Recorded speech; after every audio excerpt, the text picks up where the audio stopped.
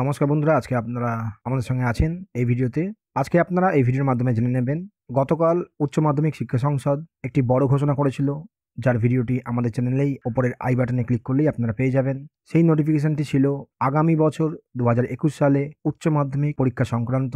২০২১ সালের উচ্চ মাধ্যমিক পরীক্ষার প্রত্যেকটা সাবজেক্টের সিলেবাস কিন্তু 30-35% রিডিউস করা হয়েছে, কমানো হয়েছে। সেই বিষয় নিয়ে আজকের এই ভিডিওটি। তো আজকে আমরা এই ভিডিওর মাধ্যমে জেনে নেব আপনাদের অ্যাকাউন্টেন্সি সিলেবাস ২০২১ সালের জন্য কি হবে, সেইটা আমরা জেনে নেব। এবং একই সঙ্গে জেনে নেব আপনাদের অ্যাকাউন্টেন্সি এক্সাম ২০২১-এ যেটি হবে, সেই এক্সামটি কত মার্কসের হবে, এবং এই 30-35% সিলেবাস রিডিউস করার পর বর্তমানে আপনাদের অ্যাকাউন্টেন্সি সিলেবাসে কোন কোন টপিক, কোন কোন চ্যাপ্টারগুলো থাকলো এবং তার মার্কস ডিস্ট্রিবিউশনটা কী আছে, সেটাও আমরা বুঝে নেব। তো বন্ধুরা, আজকের অনেক কিছু জানার আছে, শুরু করি আজকের ভিডিও। আপনারা জানেন, honourable minister in charge school education department, government of West বেঙ্গলের পারমিশন নিয়ে গতকাল সন্ধেবেলায় West Bengal council of higher secondary education 30-35% উচ্চ মাধ্যমিকের সিলেবাস ২০২১ সালের পরীক্ষার জন্য রিডিউস করেছে। সেই রিডাকশনের মধ্যে আমাদের অ্যাকাউন্টেন্সি সাবজেক্টে যে যে চ্যাপ্টার বা যে যে টপিকগুলো বাদ গেছে, ছেটে দেওয়া হয়েছে, সেইগুলি হলো death of partner, accounting for debenture এবং ফিনান্সিয়াল স্টেটমেন্ট অ্যানালাইসিস। এই জায়গাটা থেকেই কিন্তু আপনাদের মনের মধ্যে এখন প্রশ্ন ঘুরে বেড়াচ্ছে যে death of partner, accounting for debenture বা ফিনান্সিয়াল স্টেটমেন্ট অ্যানালাইসিস থেকে কত নম্বরের প্রশ্ন সেট হতো উচ্চ মাধ্যমিকের প্রশ্নপত্রে। তো এই বিষয়টাই আমরা একটু দেখে নিই। বিফোর এবং আফটার, এই দুটো কনসেপ্ট একটু বুঝে নিই আমরা। অর্থাৎ অ্যাকাউন্টেন্সি সিলেবাস যেটা আগে ছিল সেটা আমরা জানবো, এবং তার মার্কস ডিস্ট্রিবিউশনটা কীরকম ছিল সেটা আমরা বুঝে নেব চ্যাপ্টার ওয়াইজ বা টপিক ওয়াইজ। এবং এই 30-35% সিলেবাস রিডিউসড করার পর বর্তমানে আমাদের যে সিলেবাসটা দাঁড়ালো ২০২১ সালের জন্য, সেইটা কত মার্কসের দাঁড়ালো, অর্থাৎ আগামী বছর অ্যাকাউন্টেন্সি এক্সাম কত নম্বরের হবে সেটা আমরা দেখে নেব। তো আগে ছিল বন্ধুরা আপনাদের পার্টনারশিপ অ্যাকাউন্টিং থেকে 35 মার্কসের কোশ্চেন সেট হতো। এর মধ্যে কিন্তু ডেথ অফ পার্টনারটা ইনক্লুডিং ছিল। এই পার্টনারশিপ অ্যাকাউন্টিংয়ের মধ্যে মূলত দুটো চ্যাপ্টার ছিল আপনাদের, ইন্ট্রোডাকশন টু পার্টনারশিপ, অর্থাৎ পার্টনারশিপের বেসিক যেটা, সেখান থেকে 10 মার্কসের কোশ্চেন সেট হতো। আপনারা জানেন 4 মার্কসের একটি অ্যাপ্রোপ্রিয়েশনের অঙ্ক আসতো, এবং বাদবাকি 6 নম্বরের আপনাদের এমসিকিউ এবং এসএকিউ সেট হতো। এবং রিকনস্ট্রাকশন অফ পার্টনারশিপ, সেখান থেকে আপনাদের কিন্তু 25 নম্বরের কোশ্চেন এসে থাকে, এবং সেখানে আপনারা জানেন 6 মার্কসের একটি অ্যাডমিশন বা রিটায়ারমেন্টের অঙ্ক সেট হতো, 10 মার্কসের একটি অ্যাডমিশন বা রিটায়ারমেন্টের অঙ্ক সেট হতো, আর বাদবাকি আপনাদের এমসিকিউ এবং এসএকিউতে কোশ্চেন সেট হতো। তো এই রিভিশন করার পর যেটা দাঁড়ালো অ্যাকাউন্টেন্সি সিলেবাস ২০২১ সালের জন্য, সেটা হলো 28 মার্কসের। অর্থাৎ পার্টনারশিপ অ্যাকাউন্টিং এবার কিন্তু ডেথ অফ পার্টনার বাদ দিয়ে 28 মার্কসের কোশ্চেন সেট হবে। ডেথ অফ পার্টনার থেকে মূলত আপনাদের এমসিকিউ এসএকিউ বেশি কোশ্চেন হতো, সেটা কিন্তু আর হচ্ছে না। এবং একটি বছর ডেথ অফ পার্টনার থেকে একটি 6 নম্বরের অঙ্ক সেট হয়েছিল, সেটাও কিন্তু আর হবে না। সুতরাং ডেথ অফ পার্টনার থেকে কোনো অঙ্ক বা কোনো ডেসক্রিপটিভ থিওরি বা কোনো এমসিকিউ এসএকিউ আসছে না। বাদবাকি যা যা ছিল সিলেবাস পার্টনারশিপ অ্যাকাউন্টিংয়ের মধ্যে, বাদবাকিটা পুরোপুরি ইনট্যাক্ট থাকলো।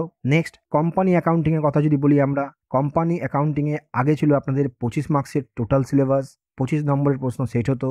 এই কোম্পানি অ্যাকাউন্টিংয়ের মধ্যে দুটো চ্যাপ্টার ছিল মূলত আপনাদের, একটি ছিল অ্যাকাউন্টিং ফর শেয়ার ক্যাপিটাল এবং 2 নম্বরটি ছিল accounting for debenture. Accounting for share ক্যাপিটালের কোনো পরিবর্তন ঘটেনি।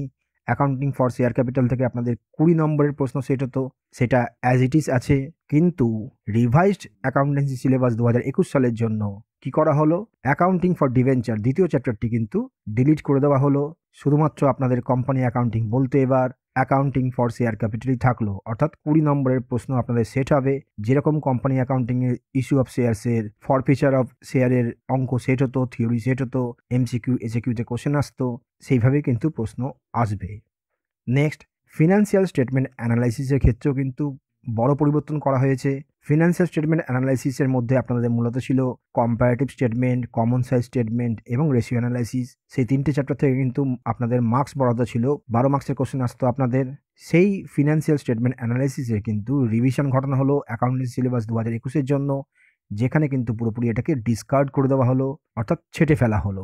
অর্থাৎ অ্যাকাউন্টেন্সি সিলেবাস ২০২১ সালের জন্য ফিনান্সিয়াল স্টেটমেন্ট অ্যানালাইসিসের পুরোপুরি চ্যাপ্টারটাকে বাদ দিয়ে দেওয়া হয়েছে। এখান থেকে কোনো প্রশ্ন কিন্তু আর আসবে না। নেক্সট ক্যাশ ফ্লো স্টেটমেন্টে যদি কথা বলি আমরা, ক্যাশ ফ্লো স্টেটমেন্টে আপনাদের আগে 8 নম্বরের প্রশ্ন সেট হতো। আপনারা জানেন এখান থেকে একটি 6 নম্বরের ক্যাশ ফ্লো স্টেটমেন্টের অঙ্ক আসতো এবং 2 মার্কসের আপনাদের এমসিকিউ এসএকিউতে কোশ্চেন সেট হতো। তো এই ক্যাশ ফ্লো স্টেটমেন্টের কোনো পরিবর্তন ঘটেনি রিভিশনের পরে। ক্যাশ ফ্লো স্টেটমেন্টে আগের মতনই 8 মার্কসেরই কোশ্চেন সেট হবে, যেরকমভাবে প্রশ্ন সেট হতো সেইভাবেই প্রশ্ন সেট হবে, কোনো চেঞ্জ ঘটানো হয়নি। তো কি দাঁড়ালো বন্ধুরা, আপনাদের আগে টোটাল মার্কস পরীক্ষা হতো।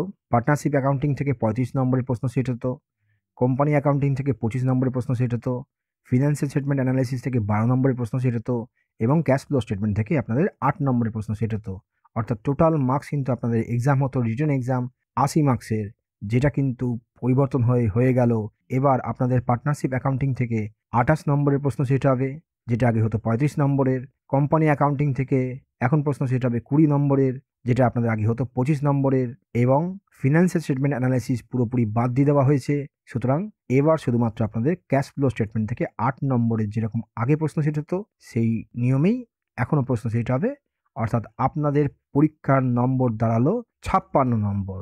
অর্থাৎ পুরোপুরি অ্যাকাউন্টেন্সি সিলেবাসে 30% রিডাকশন করা হলো। তো এটা একটি ভালো খবর যারা আগামী বছর উচ্চ মাধ্যমিক পরীক্ষায় বসছেন। তবে বন্ধুরা আপনাদের জন্য একটা কথা বলি, সিলেবাস ছেড়ে দেওয়া হয়েছে মানে এই নয় যে আমরা সেই টপিকগুলো শিখবো না বা সেই সাবজেক্টগুলো আমরা শিখবো না। সেই সাবজেক্টগুলো না শিখলে কিন্তু আমাদের কিন্তু ভীষণ বিপদ হবে আগামী দিনে। কারণ এইগুলো হচ্ছে ফান্ডামেন্টাল বেসিক টপিক অ্যাকাউন্টেন্সির। এগুলো আপনারা চেষ্টা করবেন শিখে নেওয়ার, পরীক্ষার জন্য মনে রাখার প্রয়োজন নেই, কিন্তু শিখে রাখবেন যেটা কিনা ভবিষ্যতে কাজে লাগবে।